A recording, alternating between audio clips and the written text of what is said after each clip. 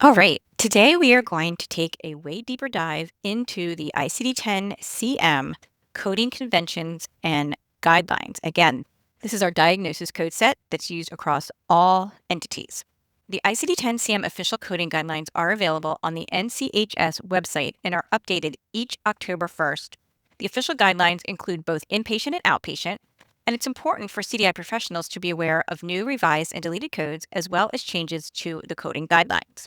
Four cooperating parties are involved with the development and approval of the ICD-10-CM coding conventions and guidelines. We have the American Hospital Association, we have American Health Information Management Association, better known as AHIMA, we have Centers for Medicare and Medicaid Services, or CMS, and the National Center for Healthcare Statistics. Let's take a look at the structure of the guidelines. As you can see, there are four sections. We have Section 1, which is Conventions, General Coding Guidelines, and Chapter-Specific Guidelines. We have Section 2, which is Selection of the Principal Diagnosis, which is for the inpatient setting.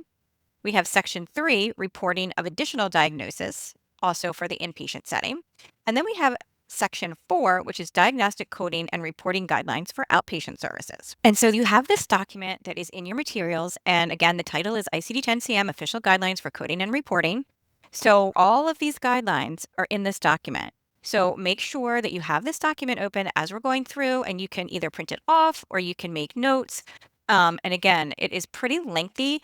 We're going to be spending less time in the chapter specific coding guidelines because there just are so many that we can't go into them all.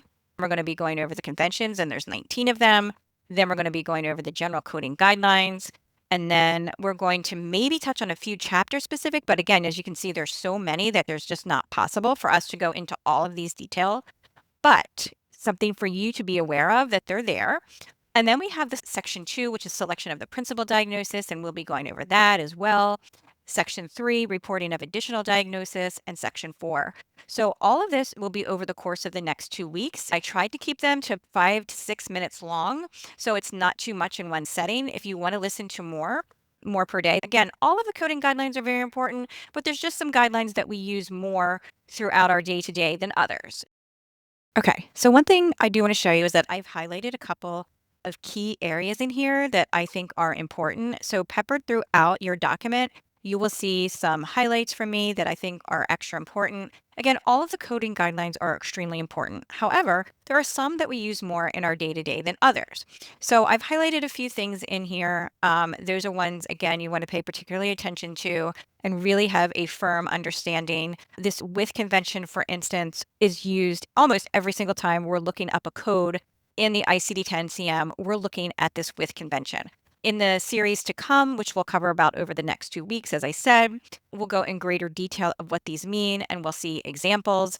But this document, again, is in your series materials and you can print it out, make notes on it. All right, that's going to be it for this lesson. See you in the next one.